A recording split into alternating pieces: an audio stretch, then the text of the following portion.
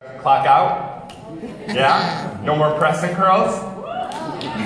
Perms? More? There's more, right. Yeah, I stopped that right away.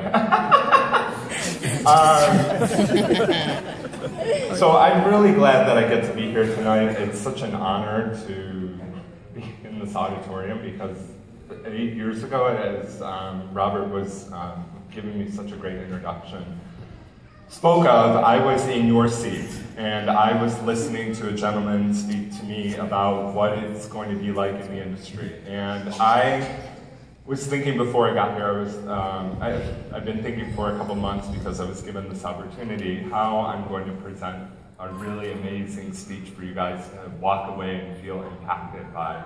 And I thought, like, should I write a speech? Should I, script myself?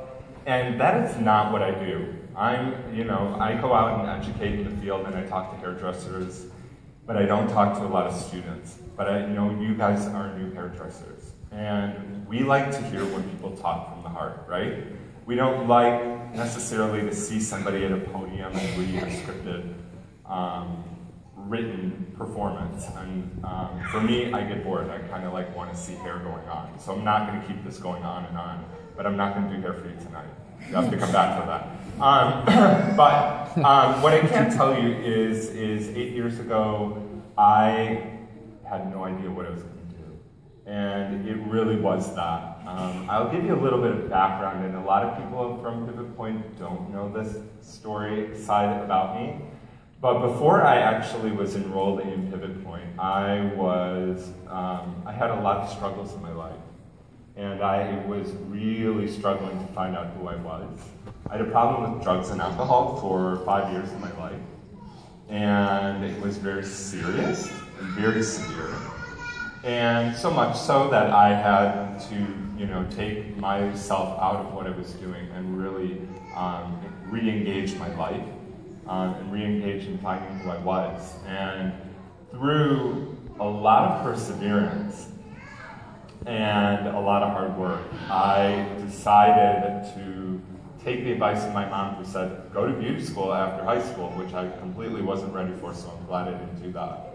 But once I got my life together, I came to Pivot Point, and I really didn't know what I was going to do. I honestly felt as though I really wanted to try something, to give it a shot, but I really didn't know if this was going to work for me. And I'll tell you, I'll get into all this, some other stuff that's really good, but I'll tell you, in phase 1, I was ready to go.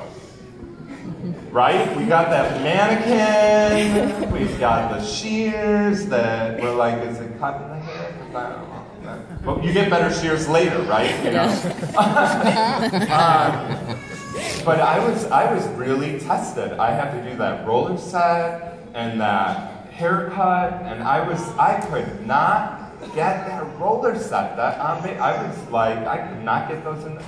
And I was like, I'm a fail. I'm a fail phase 1, and I'm out. And yet again, I've now failed something else in my life, so I feel like a failure, right? But I really worked at it, and I think I stayed up. I was dating a hairdresser at the time. So he helped me over, we spent 2 days on that roller set. And we darned that I got that roller set. I could remember how to do that today. And I don't do wet sets anymore as much, though they're coming back, and so don't forget them because they're really important right now. And I did that haircut. And I cut my finger many times, but I did that haircut and I got to the next phase. And from there, it just started to build, right? And I think a lot of you guys may be able to identify that. Some people in here, or at least in my class, were already doing hair beforehand. So I felt like I was so behind. That being said, I got done at Pivot Point, and that was a big accomplishment for me, right? Because I sat here with a cap and gown, and I was moving on with my life yet again in a positive way. So transitioning into that new direction, I had to figure out what I wanted to do or how I wanted to move my career. And did anybody in here do competitions? Did you guys go to Premiere? Yeah? All right, give yourselves a round of applause.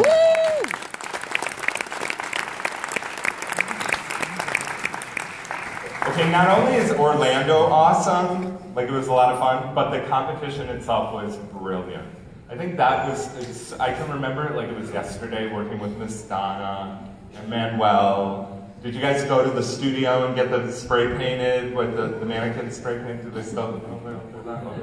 All right. Well, anyway, you don't need it. You probably won anyway, right? But it was a lot. There was so much preparation, and this is where I can really tie into Leo, because Leo was still alive while I was going to school, and there was yet another moment while I was in school, and I was really. I was interested in competing. I wanted to try this. I really wanted to step outside of my box, but I was so unsure of how to do it. And so I had a lot of ideas, right? You know, as hairdressers, we get all these ideas real quickly, and we want them to happen, you know, all at one time. But I had to learn how to edit down, and I didn't know how to do that. And when I talked to Leo and showed him my idea, because he was going around to each and every one of us individually upstairs in the corporate office.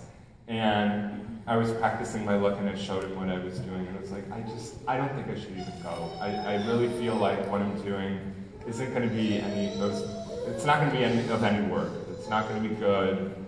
I just don't want to do it.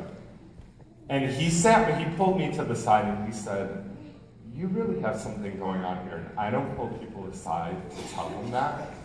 You really honestly have something special going on here with your look and with where you're going in terms of your ideas for what you have planned ahead. And I really, honestly, I can tell you 1,000 times over, I wish I knew what all of that meant at that time, and I had no clue. But I can remember it as clear as day when that happened.